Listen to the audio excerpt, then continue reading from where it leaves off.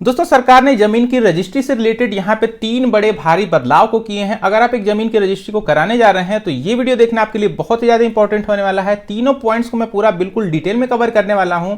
साथ के साथ आपको इस वीडियो को स्किप करने की जरूरत बिल्कुल भी नहीं है। वीडियो यहीं से स्टार्ट होने वाला है, तो आइए चलिए शुरू कर लेते हैं। बात करें हम लोग सबसे पहले रूल के बारे में, तो पुरानी कंडीशन में होता यह था कि जब भी जमीन की रजिस्ट्री होती थी तो रजिस्ट्रार के सामने सिर्फ और सिर्फ विक्रेता से यह पूछा जाता था कि क्या आप अपने पैसे को पा लिए हैं या फिर नहीं पाए हैं। अगर पाए हैं तो किस मोड ऑफ पेमेंट से पाए हैं।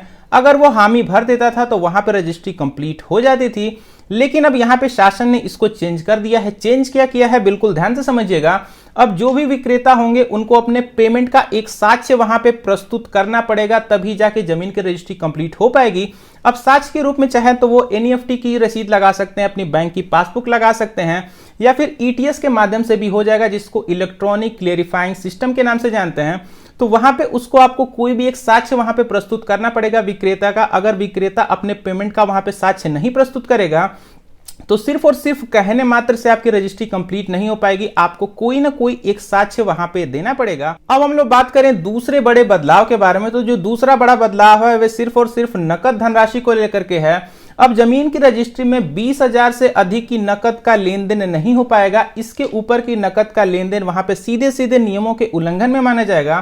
तो आप 20,000 रुपए से अधिक की धनराशि का वहां पे नगद में लेन देन नहीं कर पाएंगे। अब हम लोग बात करें तीसरे और सबसे लास्ट रूल के बारे में, तो बिल्कुल ध्यान से समझिएगा। जो भी क्रेता होता है यानी कि जमीन को खरीदने वाला, जो पेमेंट है वो उसी के द्वारा किया जाना चाहिए। अगर ऐसा पाया जाता है कि वो पेमेंट किसी भी अन्य व्यक्ति के खाते से विक्रेता के पास पहुंचाई गई है तो उसको वहां पे इनवैलिड माना जाएगा। जो भी पेमेंट होगा, जो भी जमीन को बेचने वाला है और जो भी खरीदने वाला है, इन्हीं दोनों के बीच में होनी चाहिए। अगर किसी भी तीसरे व्यक्ति को वहां पे इन्वॉल्व किया जाएगा तो वहां पे वो सीधे सीधे इनवैलिड मान लिया जाएगा। तो इन तीनों पॉइंट्स का आपको बिल्कुल मेक श्योर करके ध्यान देना है। अगर आप एक जमीन की रजिस्ट्री कराने जा रहे हैं तो जो भी पॉइंट्स मैंने आपको बताया, ये नियम यहाँ पे लागू हो चुके हैं। अब आप जब भी जमीन की रजिस्ट्री कराने जाइए तो तीनों पॉइंट को मेक श्योर करके फॉलो करिएगा।